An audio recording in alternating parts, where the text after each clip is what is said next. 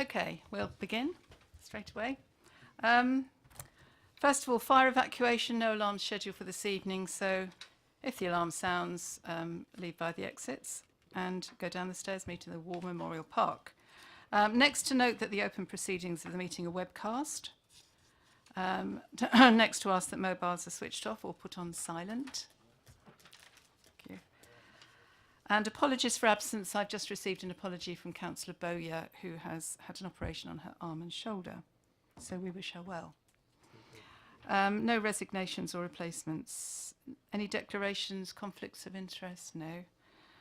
No urgent items.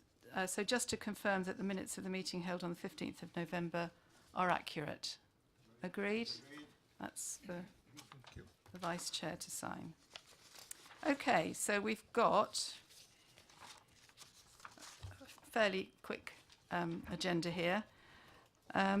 So first of all, there's been some minor updates on the Licensing Act 2003 policy, and also on the same report there's a bit of licensing update. So beginning on page 9 of the papers, I'll ask Sophie, is it, to introduce this? Thanks. Thank you, Chair. So the first part of the report concentrates on the update to the Licensing Act 2003 Statement of Licensing Policy. This is how we assess and review all of our applications under LA 2003. It's obviously up on the website for applicants to read, to understand how we approach licensing in Basingstoke and Deane. Every 5 years we have a statutory duty to review our licensing policy and make any required changes to it. The changes to the policy have been quite minimal. It's been sort of formatting changes. We've had a number of new bits of legislation in over the past couple of years, such as the Immigration Act, which obviously puts an emphasis on us to include the Home Office as a responsible authority and to do right-to-work checks for some of our applicants. I've put in the updated council plan, because obviously the licensing policy referred to the previous one, which expired in 2016. I've removed the section on Purple Flag, which is our award to show a safe night out. That's now being run by the Business Improvement District, Basingstoke Together. And removed some of the expired hyperlinks, which didn't take anybody anywhere else, but obviously still reference the relevant information in the policy. I've removed reference to gov.uk and changed it to be a bit more loose around electronic applications, and I'll go into a bit more detail on the online forms in the next section of the policy. Obviously included the right to work checks and updated the responsible authorities to include the Home Office, and I think I updated a couple of the email addresses for our responsible authorities as well. So like I said, minimal changes to the policy. There's a bit of formatting that needs to be done before we publish the updated policy. Are there any questions on that? Yes, thank you. Actually, it makes sense if we just do this little bit first and then move on to the next bit. So, Councillor Gardner. That's a quick question. In the last 5 years, have we had any problems with the existing policy? No, we haven't had anybody object to how the policy is currently worded. Obviously, it gets referenced in review hearings and should be coming from the subcommittee. We've not had anybody raise any major concerns about it so far. So shall we just deal with this little section? We'll take questions and comments together. If you just look at page 11, and we'll just go down this little list at paragraph 4. They are all extremely minor, I think. Online forms. This, if I could just ask the question, this just simply refers the applicant to the Basingstoke and Deane website. How is the changeover going to take place there? Will you just suddenly introduce the new form? That is covered in the next section of the report. I can go into it now, or we can cover it then. Okay. Any other comments on that? We'll talk about it with the next one. GDPR? Any comments? No, that's simply includes reference to GDPR, really. I think that's all it does. Council plan, that really is just literally amended to the new council plan. Deregulation. Once again, this just refers to the Deregulation Act. That's minor. Anybody? No? Okay. Purple flag removed. Formatting, removed hyperlinks. Yes, Councillor Jones. Just on the purple flag, it's gone somewhere else, but what is the advantage or disadvantage? You know, why is it being moved? You know, it seems we won it, I assume, and it's going somewhere else, so why are we having it removed from this? So the purple flag is quite resource intensive, and it does require somebody who's got a marketing and an events management background, which we can't facilitate in the licensing team at the moment. And a number of bids around the country do have responsibility for purple flag because they're better placed to involve the businesses and all the partners. We still are involved. Licensing still attends all the relevant meetings, and we go out and do the assessments and feed in data and statistics into the assessments each year. So does anything ever get come back to this committee on the purple flag? I don't recall ever seeing it, other than saying you've won it, but I just wondered whether there's any feedback into the committee at all, any time, if there's something comes up that perhaps we might agree with or disagree with, I assume. I can certainly bring back more information about the purple flag. I meet with the bid on a monthly basis, and obviously they give us updates on the purple flag, so if the committee would like a fuller report on their activity and when the assessment nights are going to go ahead. Councillor Parker used to come onto the assessment nights as the ward representative for Eastrop, but we haven't, since purple flag hasn't been a licensing remit, we haven't given a full report to the committee since. I think an occasional update would be nice. I mean, our job obviously is to try and make sure that the nighttime economy is as efficient and well run as possible within our licensing remit. I think we do our best with that. But yes, so I mean, it has a lot to do with licensing there, a huge amount. Okay, thanks, Councillor. Yes, Councillor Putty. Just on the same topic, since you said that Councillor, is it Hussey? Who was Parker? So anybody replace him, or is he still on that particular committee or bid? He still retains an interest in the purple flag, but he hasn't come out on the assessments. They do go to 4 o'clock in the morning, so they can be quite long nights. But Councillor Parker and Councillor Jones are still kept in the loop on what's happening with purple flag. Not me. Gavin Jones.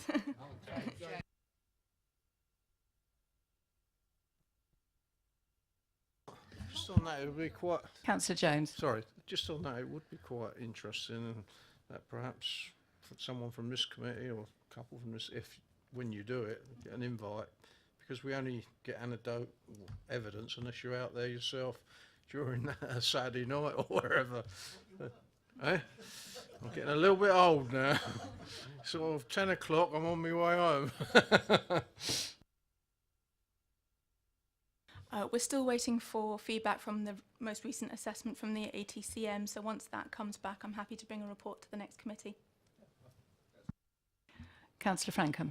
I referred to something I requested years ago and never happened. On this, and then when you do the enforcement nights, I'd love to come along and watch one of them to see what actually you do.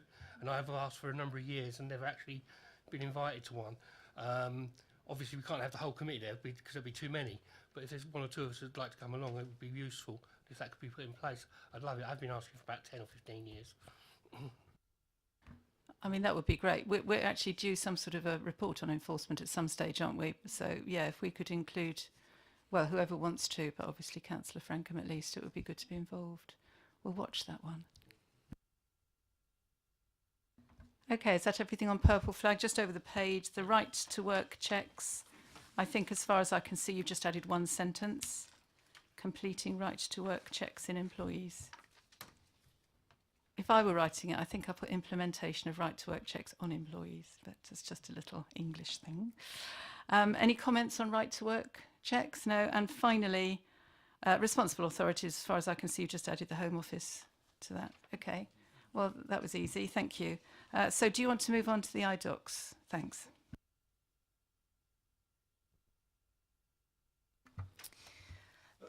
So the licensing team have been looking at electronic forms for our applications for quite a while now. Started off with looking at Victoria forms, I think, back in 2014 and 2015. We recently, towards the middle of last year, had a presentation from iDocs on their system. They've had electronic forms or a module for it for a little while, but not many councils had taken it up. Some councils have now taken it up. There's a few more waiting in the wings, but they now have quite a good package that we've seen that we were happy to move forward with. As we already run the uniform system, which is our case management system, we already have iDocs installed, and a lot of the bugs have been wheedled out the system. We thought iDocs was a good way to go forward. The current electronic system, which is gov.uk, this provides an editable PDF for applicants. They then fill that out and send that in. The licensing team then takes the information and rekeys it out of the PDF onto our case management system, which can take quite a while. We're also finding that a number of applicants struggle with the software. They don't always have the most up-to-date Adobe software to fill out the form, and even if they do, it doesn't always work. We've had payments go off in funny places and we've had to go hunting for them.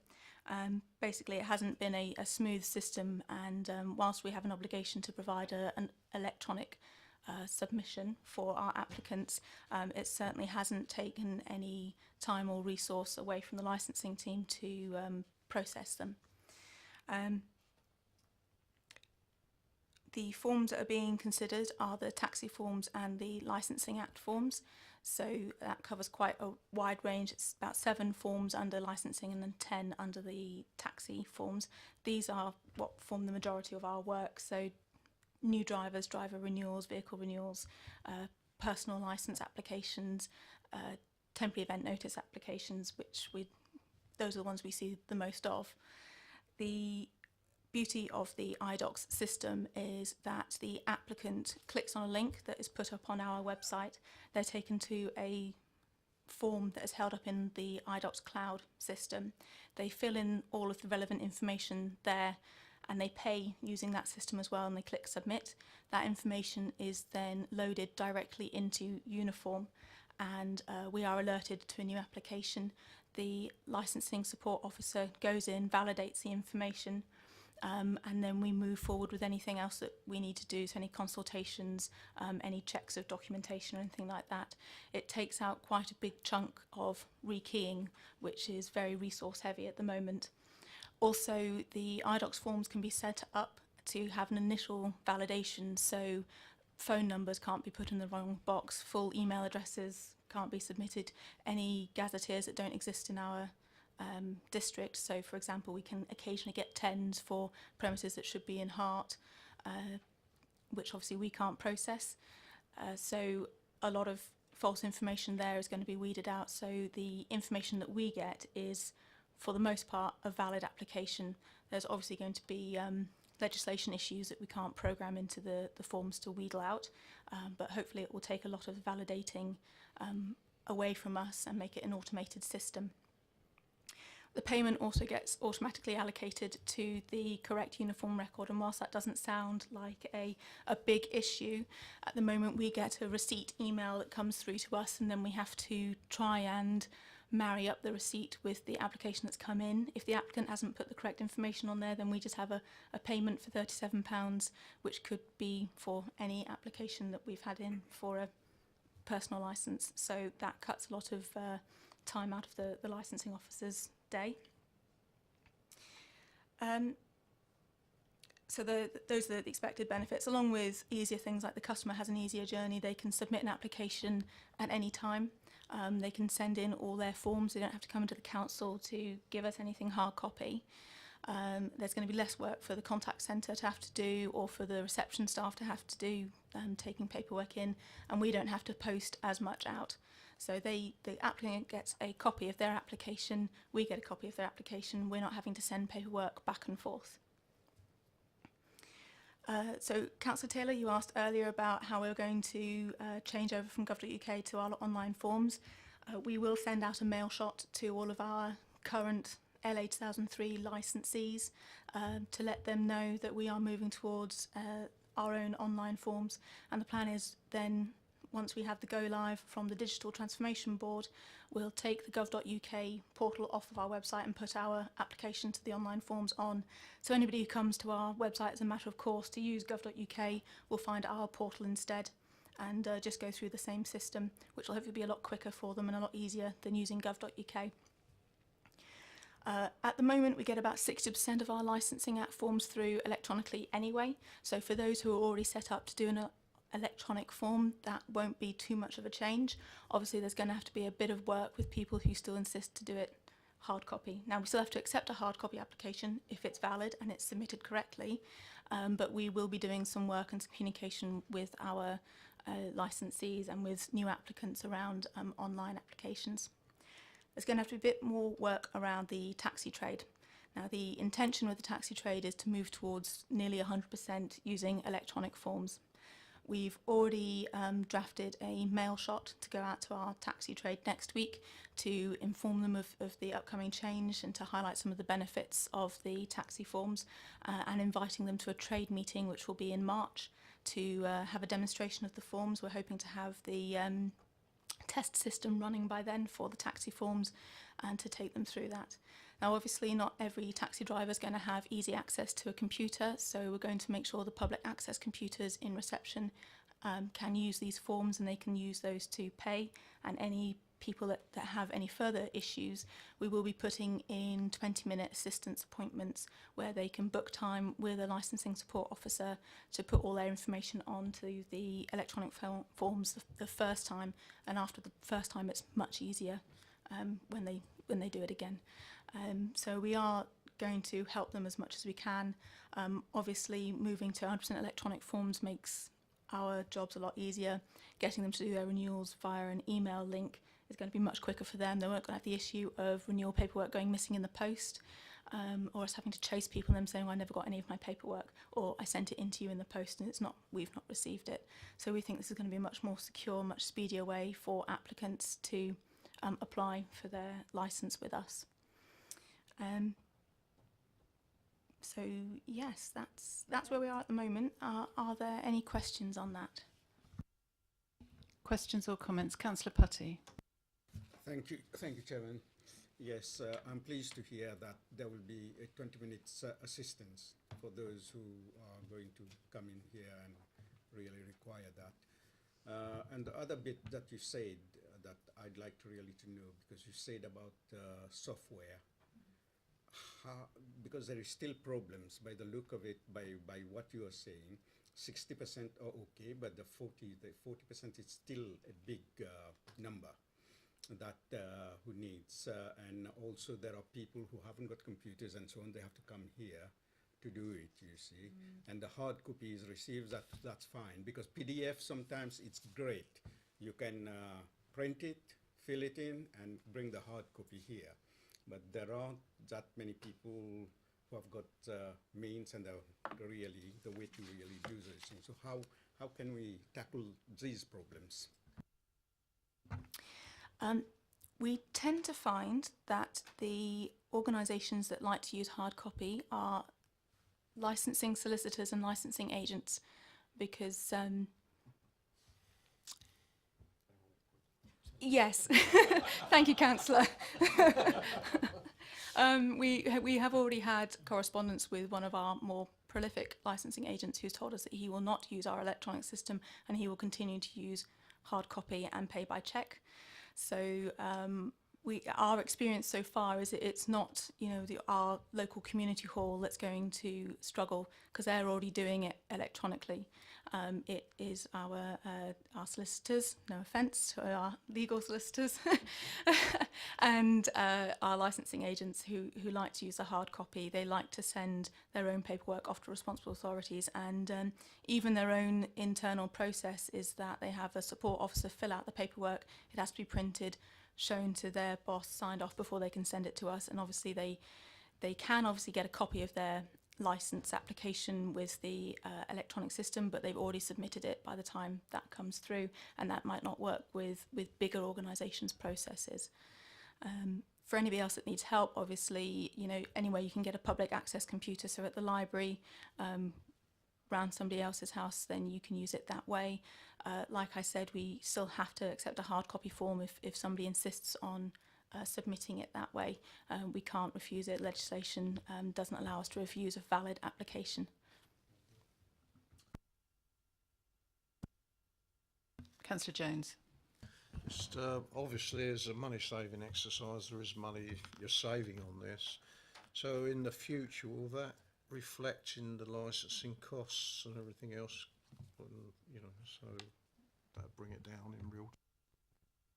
Under the Licensing Act, those are all statutory fees, so those will stay the same. But for our taxi applicants, we in the future, once everything's implemented and they've moved towards 100% electronic, there will be a reduction in the fees. While we're still having perhaps a large proportion still giving a hard copy application in, it's still exactly the same process that we're seeing at the moment with the rekeying and the amount of work that will go into those applications. But obviously, if we move towards electronic, there will be a chunk of officer time taken out, and that cost will be reflected in the fees. Councillor Gardner.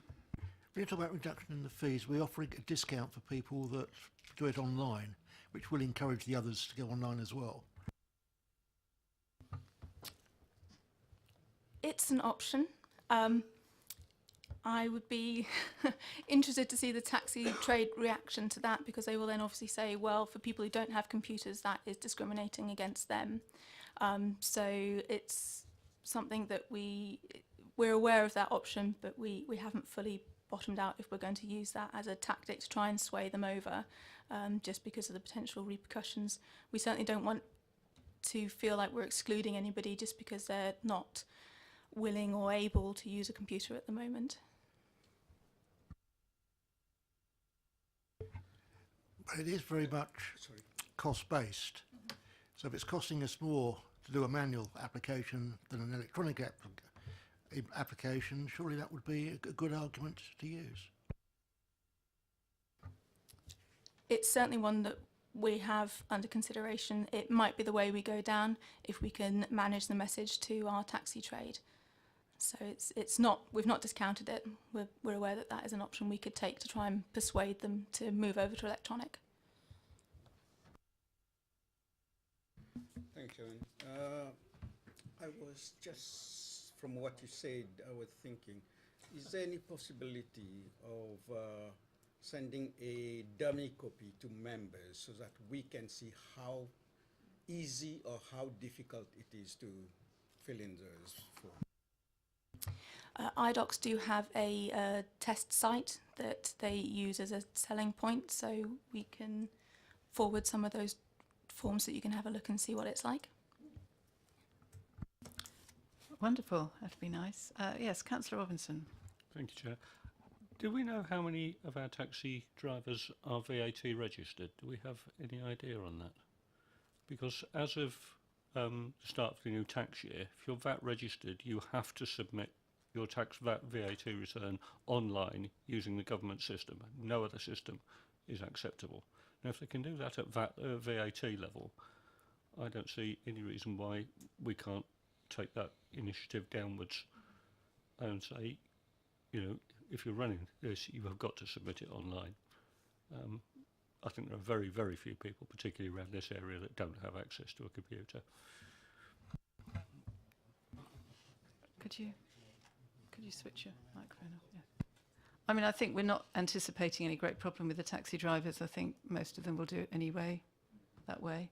And of course, generally, the more they do it, the more of them that do it, presumably, the lower the fees will become, perhaps marginally, but it will make an impact. Any other questions on the iDocs? I'm assuming that on the licensing policy, you won't be making a direct reference to iDocs. You'll still always refer people to BDBC, and then it'll refer them to iDocs. So then, just to tie things up, that's all the stuff that we're going to be doing, that we've dealt with as far as amendments to the licensing policy are concerned. So are we all agreed? that we approve that, so we can get that done. Okay, excellent. Sorry. Oh, sorry. Yes. I was just going to say to the councillors that Sophie's been up to look at these forms in action in Cheltenham, who've adopted them wholesale. They have adopted a system that we will be following, where when drivers apply to us, they have a link that they put in, which pre-populates the vast majority of the form. So they only have to really refresh their contact details with regard to their email and their mobile telephone number. And the rest of it, if they're already licensed with us, comes up automatically, which makes the forms very easy to use. The other advantage over gov.uk is that where that requires you to download and have a piece of software on your computer, this is a direct link into a system. So there's no third-party software involved. You literally go onto the site, you click on the form, it pulls the form up, you fill the form in by typing directly into that form. So there's no other software or anything else that the driver needs to download or use. And also IDOCs are looking and still finessing, but we're almost there now with the ability to fill this form in using either a tablet or a smartphone.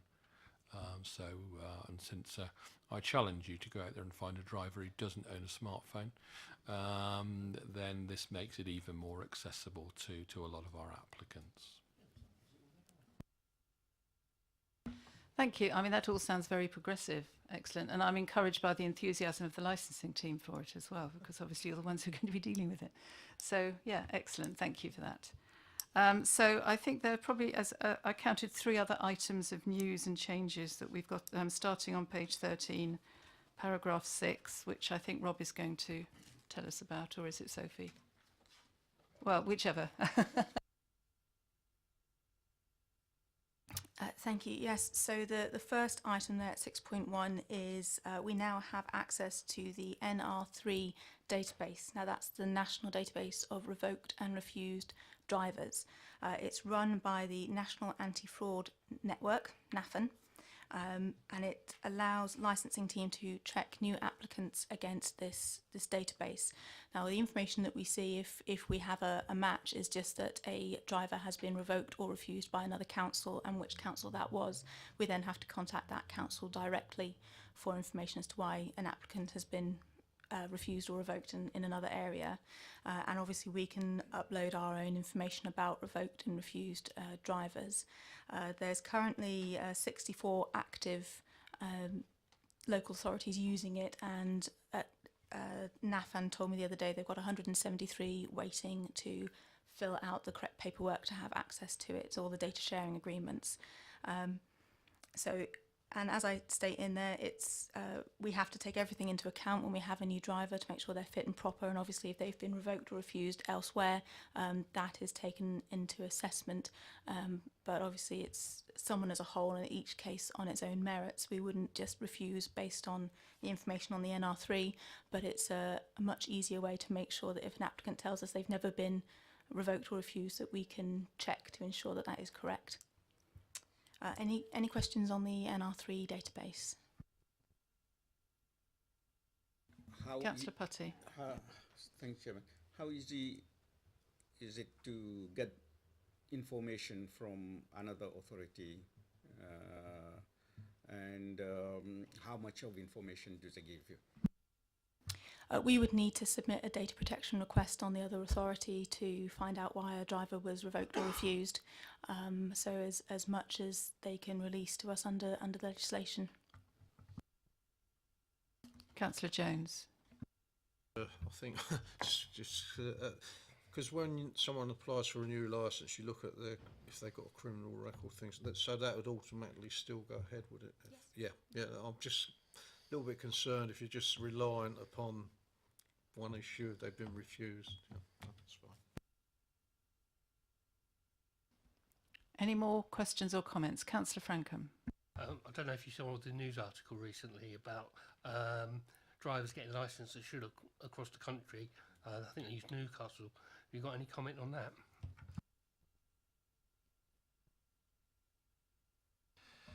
Yes, I'll take that one if you don't mind, Chairman. Yes, unfortunately, there have been an unfortunate number of local authorities who have applied fairly low standards, and as a consequence, that creates bad press for all of us, I'm afraid to say. I am pleased to be able to reassure councillors that we've always examined our drivers to the fullest extent allowed under law. So we have always done the full DBS and barring service check that we're allowed to do. We always check the medical history, and if we've got any information that relates to any other authorities, we do a follow-up request to those authorities as well. So we don't find ourselves in that position, and it is unfortunately a case where a very small number of authorities have caused a great deal of unnecessary concern to the public across the land by licensing drivers who shouldn't have been licensed. I can never guarantee that we don't license a bad driver, but I can safely say that we do as much as we possibly can to avoid that situation arising. Councillor Frankham. When I watched it, I knew we were above that. That's why I just asked for your comments. I was proud of the way we have over the years toughened up the systems, and we are really strict. So I knew it wouldn't happen here. Just to reassure councillors that the NR3 check is an in addition to and not instead of any other of the checks that we currently do. I mean, I think that we do run quite a tight ship with taxis here, and I know in our subcommittees we don't likely let somebody keep a licence if they're up for revocation. I mean, I don't know if we do this, but it would be nice to feel that it's reported in the press when we do revoke or refuse a licence. It doesn't have to go into details, but it would be quite nice to know, for people in general to know, that we do revoke licences, and, you know, bad drivers aren't allowed on the roads in our licensing system. I can assure you that we where it is possible, some of the, as those of you who've sat on committees will know, a lot of the driver stuff is done on pink pages, and there is a limit to what we can share. But some of you will have seen, hopefully last year, that we prosecuted one of our drivers for applying for hire, having been revoked by the authority. And we made sure that we had a very clear press release that went out to accompany that activity. So yes, we do take a very clear line with it, and we also enjoy good links and communications with the trade for their sort of self-policing aspects as well, which spreads a very positive message. Because bizarrely, the drivers like good, clear, firm enforcement. They don't like to think that anybody else is getting away with anything. So it's about being fair to all parties. Councillor Jones. Yeah, it's just, well, we already knew if you've been on this committee before, but it'd be a good idea if we could get some sort of bulletin or something out with either the Gazette or through our own communications, just to assure the public that we've got very high standards and we look into the criminal and everything and go through what we actually look into in a way that people can read and understand. Because when, as you say, with the Newcastle thing and whatever, people do worry, and they've got no idea what the actual committee does unless you apply for a licence. So if we could at some stage, I think it'd be good publicity for the council and for the taxi service in Basingstoke. Yeah. I mean, would there be a possibility of doing an article for the Gazette just to go through some of the procedures that we go to? I mean, I haven't covered it yet, but the safeguarding training, etc., and the fact that, you know, we do have high standards in Basingstoke, just something that would reassure the public. Yeah, I don't think there's any problem at all with us doing some implicitly work through the communications team to get out there and reiterate to people, you know, the standards that we do apply and that we rigorously enforce those standards as well. We're as an authority, we take a very clear line on enforcement, as you've so rightly said. We're not a soft touch in any way, shape or form. And as I always say, we're not short of drivers. So, you know, if there's an issue, then we don't need anybody out there who we've got any concerns about. That's always our public safety is our number one concern. But yes, I think that there is a certain amount in the news at the moment with the new consultation on the new guidelines. We've got some new guidance from the Department of Transport that the consultation came out yesterday on. The good news is that virtually everything in there is already within our taxi licensing policy, and we'll discuss some of that in a little later on. So there's only one or two areas where we're going to need to make some enhancements. Most of the time we're already there. Very good. I think we've got a policy to be proud of. If you want to be a driver in Basingstoke, you've got to be good. Right, shall we move on now? Is that everything on that subject? Whichever of you, just to talk about Hart. Yes, I'm very pleased to be able to advise the committee that after initially serving notice on us to withdraw from the shared licensing agreement in February last year, the Hart Council have reconsidered that decision and agreed to it not only remain within the shared service but to extend that for a further 5 years with an option for a further 2 years after that. This is really good news for both authorities. Licensing is a statutory service. We all have to deliver it, whether we're the size of Birmingham or whether we're the size of Basingstoke and Deane. And that requires a certain minimum staffing level and a certain minimum level of expertise. That staffing and expertise is very difficult to fund. There's a sort of minimum size of team. And certainly many smaller authorities, and I would include Basingstoke and Deane in that, can find that quite challenging. So a shared service which allows the sharing of resources and staffing is definitely the way to go in the 21st century. It also, from our perspective as the provider of the service, brings with us a substantial injection of capital from Hart to help fund that service. And I think it allows both authorities to have a better licensing service as a result, with the skill and expertise that we can bring to that. So it also allows us, with that greater mass, our ultimate aim will be to bring the entire service into one hub over here in Basingstoke. We're still negotiating with Hart over that, but that's where we hope to go.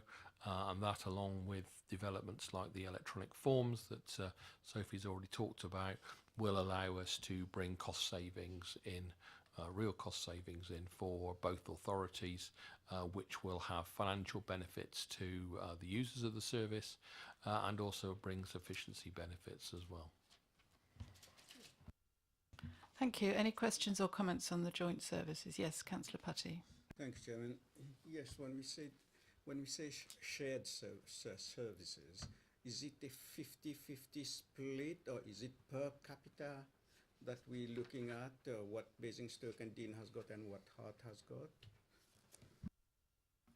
It's not quite as simple as that. The current, as you know, we currently do this service for Hart, and we have 3 officers over there at this point in time, as opposed to the 6 officers that we have over in Basingstoke and Deane.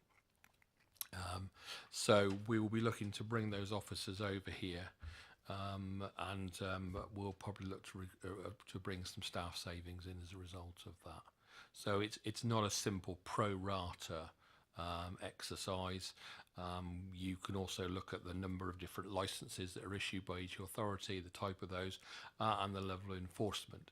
Hart, for example, has a much lower level of enforcement than Basingstoke and Deane for a variety of different reasons.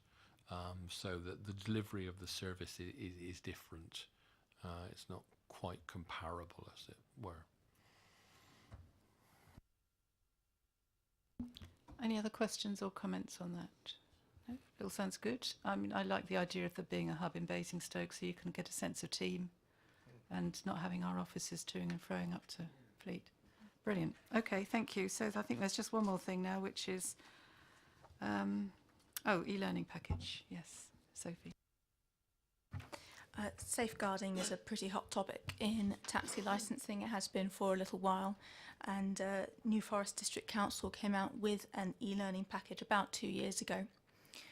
Recently they have amended it, and myself and Rob were involved in reviewing and revising the content and the layout of that e-learning package. So that went to the New Forest District Council committee today for them to approve the changes.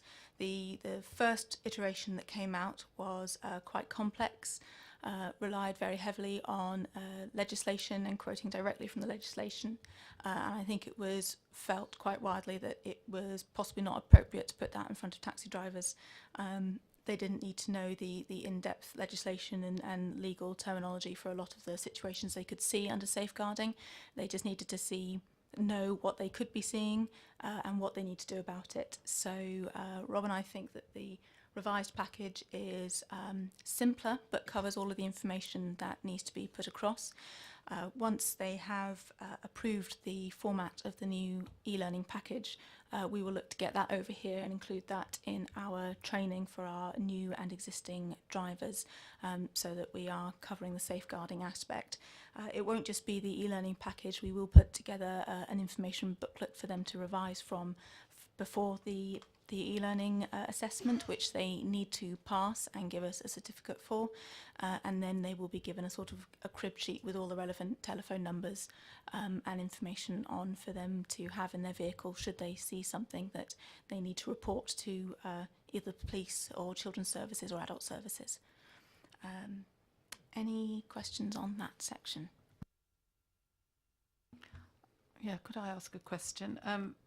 This is going to be a statutory requirement for all new applicants. What about existing drivers? Will they also have to go through the e-learning? Yes, the plan is to get all of our drivers through the e-learning package so that they all have the same basic understanding of the safeguarding requirements. When you say try to get them, can they opt not to, or is it something we're going to insist on? We are definitely going to insist on it. It's the logistics at the moment of getting all of our current driver stock through the process. At the moment we only have one computer on which we do the DAT tests, and we'll have the safeguarding learning loaded onto. So it's working out how we can get a couple of hundred drivers through the e-learning package in the space of about a year. So there will be pretty busy time for the licensing team ahead, but obviously it's incredibly important work. It's very valuable for the drivers, and it's not just about the drivers protecting the customers, it's about the drivers protecting themselves as well, and making sure that they're looked after, because they are also vulnerable with the job they do. You know, they're out at all hours with people in various states in the back of their vehicle, so it's to protect them as well, and that's how we will be advertising this to them and strongly encouraging them to sign up to get the e-learning done as quickly as possible. Councillor Gardner. You said there's only one terminal that's got the e-learning package on it. Can't we put it online so that it's easily accessible to everybody? The issue we have with online e-learning is that we can't guarantee that our driver has taken the training. So we have taken the decision that we want to make sure that our drivers are taking the training, that they're not asking their significant other or another driver to just redo the training for them. So we want to make sure that it's actually them that have earned that certificate and have done the training. Councillor Putty. Thank you. Why are we behind New Forest? The thing is that, you see, I thought that we are behind New Forest because they have already put that in place. And didn't we have anything else in its place before?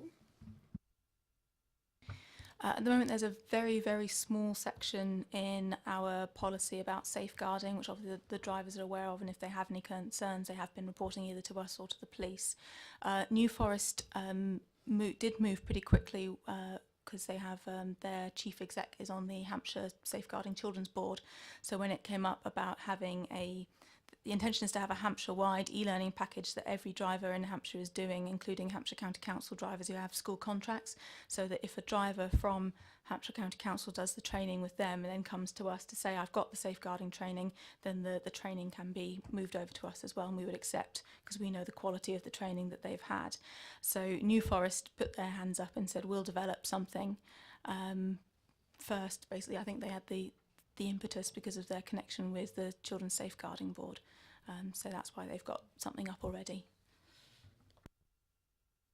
Thank you. Yes, I know we did include it in our policy, didn't we? Which was, I think it was only last year, so feeling we're slightly ahead of the game there. But I can't think of a profession where it's more important to have safeguarding training really than drivers. So that's really good. We need to get going on that.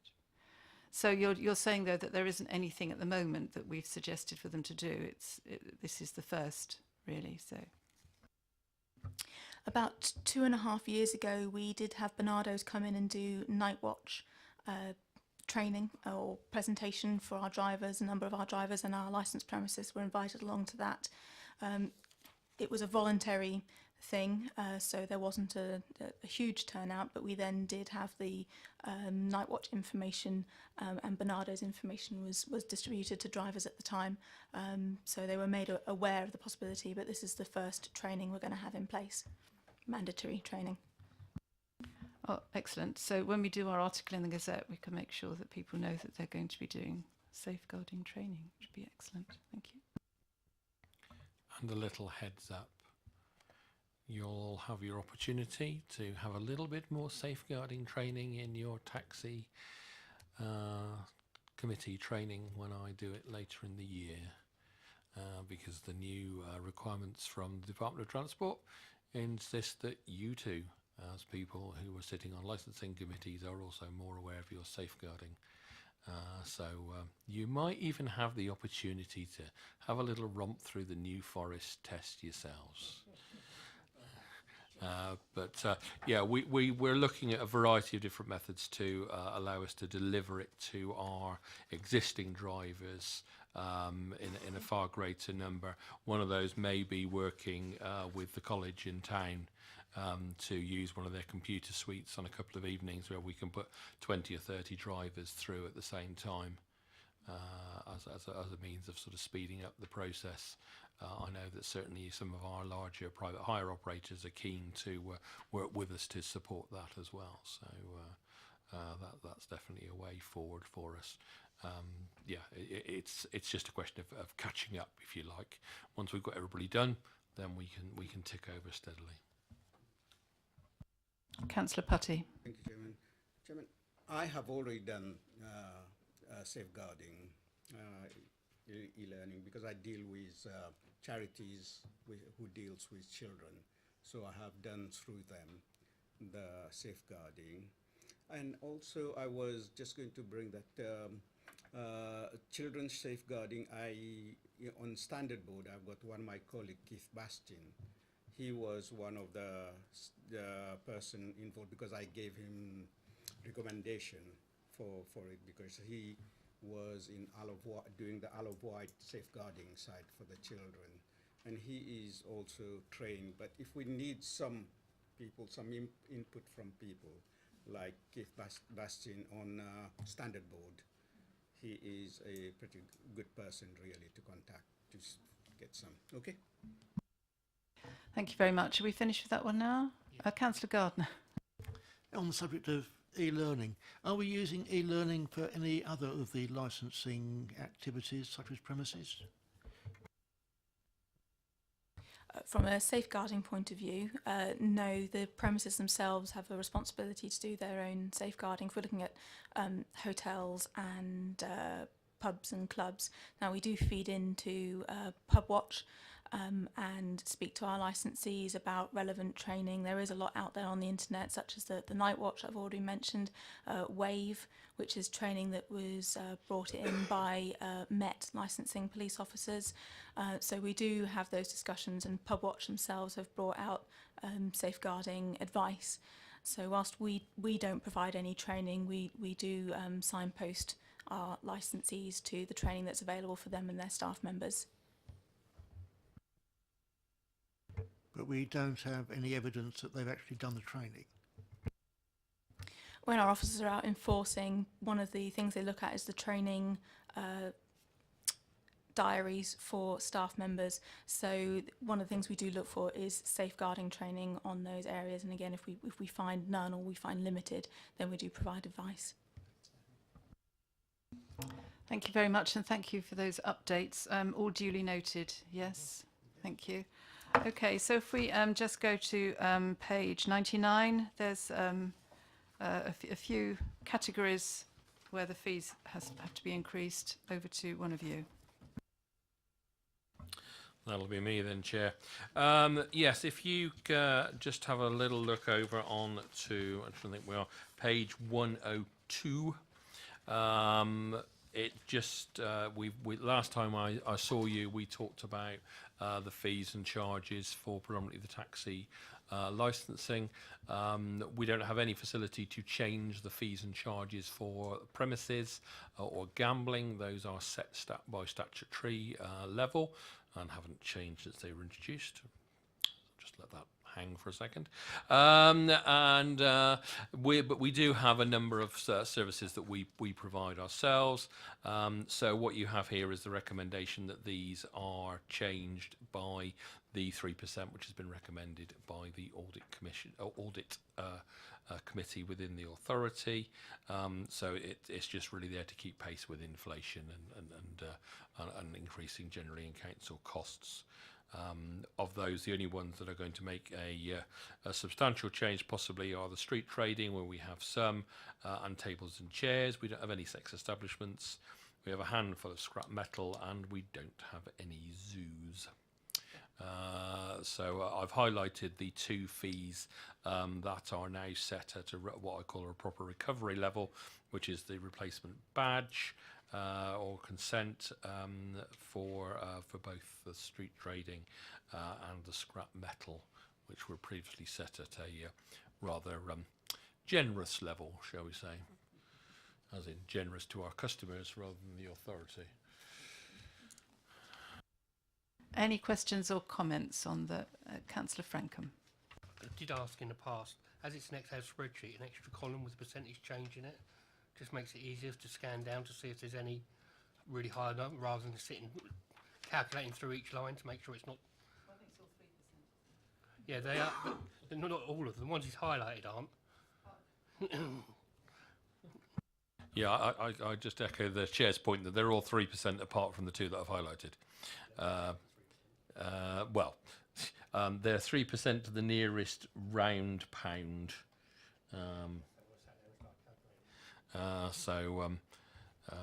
I'll happily put one into the nearest two decimal places.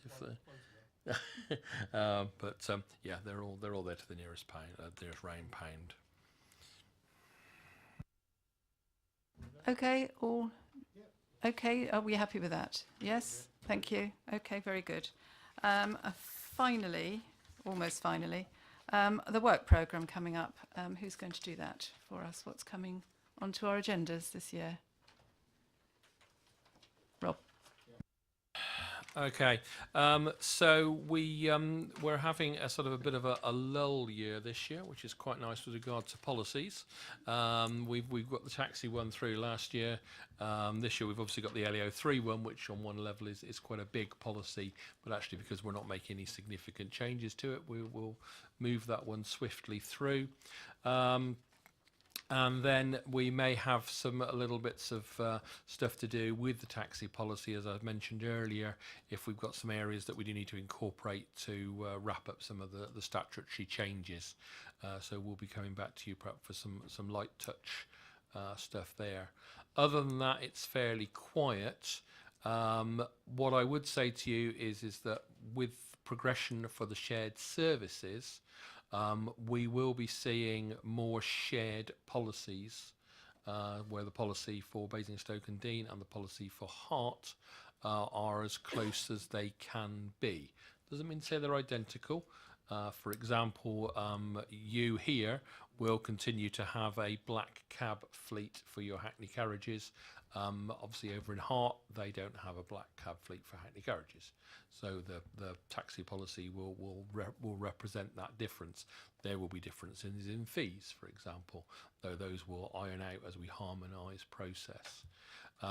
So we will be, over the next 5 years, bringing in policies as they become due in the two authorities.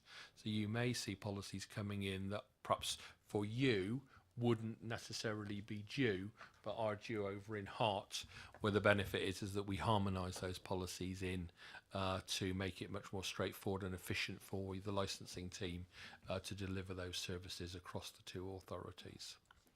I have experience of doing this in my previous role, where I introduced shared servicing for licensing in South Oxfordshire and Vale of Whitehorse, and found that it worked exceptionally well.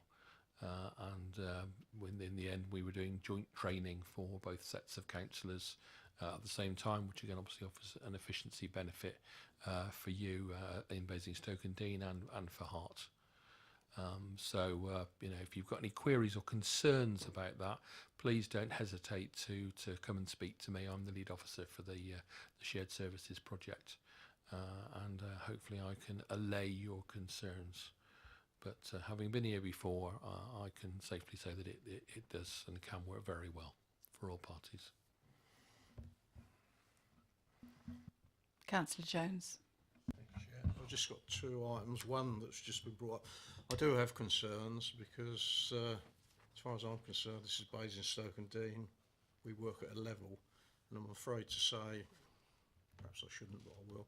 When we've done other things with Hart, we seem to negotiate some of these things, I believe. Can't put a finger on it. I like to think that we make the decisions what we do in Basingstoke when it comes to our taxes and things like that. On one issue. Just to come back to you very quickly on that, Councillor, the bottom line is even within a shared service arrangement, you are a separate licensing authority to Hart, and will remain so unless you take the decision to share the two authorities, which I think is probably quite a big decision. So I don't think we'll be doing that today. So you will always have the say in what is your policy. Yeah, there's no danger of that. And if there are areas where we can amalgamate the policies and they sit very happily together, then that's the way we go. If there are areas where there is a clear difference, and as I gave the example of the black cabs, then those can always be reflected within the policy.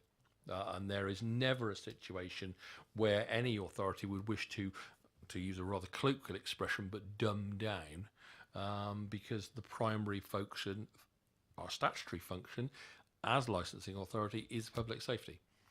And I've yet to see an authority or a committee who said, you know what, we'll go for second best. So I'm very confident that we can achieve and keep you happy as well as the Hart guys.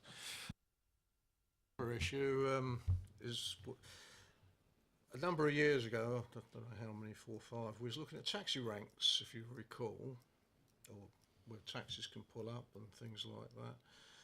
Well, every time I go into town, they don't seem to be working. We've got all these marked areas for taxis, and we fought hard to get them, if you recall. They're not being used, and my view is, especially in car parks, if they're not using them, we should be putting them over to parking for the public. And I just wondered whether we should be reviewing them at some stage. Are they being used by the trade? And the ones that aren't, they may be used for better things, even if it's disabled parking. But I think it's something we should be looking at. But we did fight hard to get the extra ones. I remember it well. But if they're not being used, well, there's no point, because people are aggrieved if they can't get parked in a car park and they see empty spaces, don't they? I will place my other hat firmly on, which is that as in charge of parking. So I have good news for you, Councillor. Your wish is about to be granted. We have commissioned a specialist engineering team from Havant Borough Council who specialise in car park layout to come in. They've just finished surveying our town centre car parks, and they have been specifically tasked by me with reviewing the taxi rank arrangements within the car parks with a view to producing one larger and more usable rank, hopefully within Jacob's Yard. But certainly we're looking to, as you so wisely say, remove some of our rather desolate and windswept areas where nothing ever parks in some of the further out yards. We're also looking, while we're on car parking, to relocate the current fast charger in Central Car Park up into Feathers Yard, put some additional EV charging up there. That will increase the area for car parking within Central, and also hopefully looking at relocating the recycling bins that are currently in Central into one of the slightly further out yards as well, all of which will increase revenue for the authority and increase capacity in our most heavily used car parking area.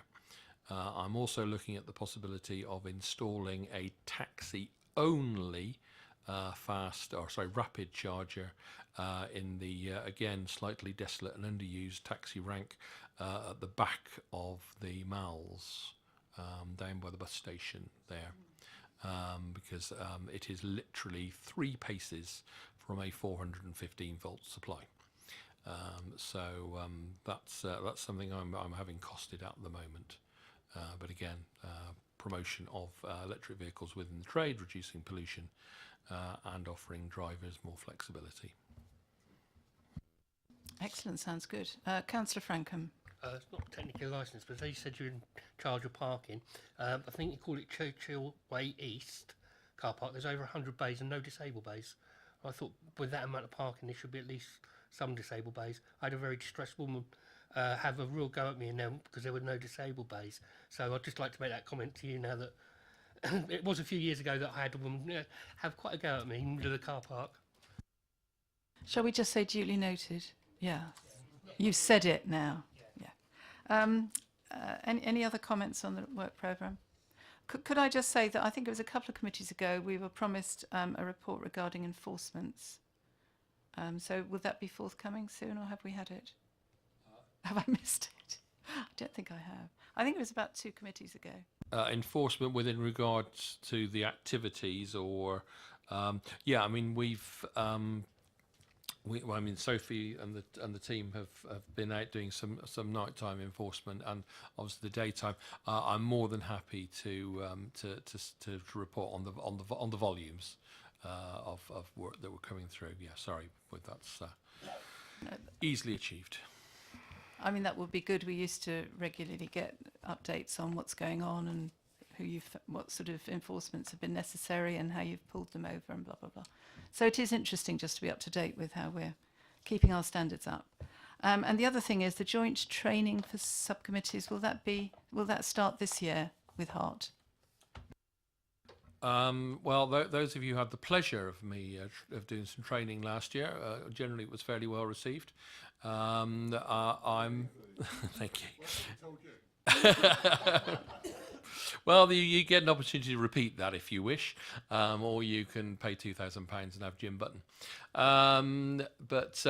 Yeah, I've volunteered my services again this year to my colleagues in Democratic, and over here and over in Hart. Whether we do them jointly or whether we do them separately, that's a matter that I am totally happy to do either way, whichever way suits you as a group of councillors. Thank you. No, it would just be quite nice to meet the other licensing committee members, actually. Anyway, that's a minor point. Thank you for that. We look forward to the new work coming up. The only other item, therefore, is matters dealt with by subcommittee. And as far as I remember, it's just one that we've got, although we have had 2. We've had a second one that happened just a few days ago. And there's nothing really to report there because it was private. But it was another taxi licence. And there's another one coming up. We've got the cricketers coming up as well. Yeah, in March. Any Yeah, comment? yeah. So we've got the cricketers on the 15th of March. Blue Ginger review is not a private matter. No, it's the other one that was a private matter. Yeah, But it's just that in this report. yeah. No confidential items. Anything else anybody wants to say before I declare the meeting over? End of meeting. Thank you. Well, all the best.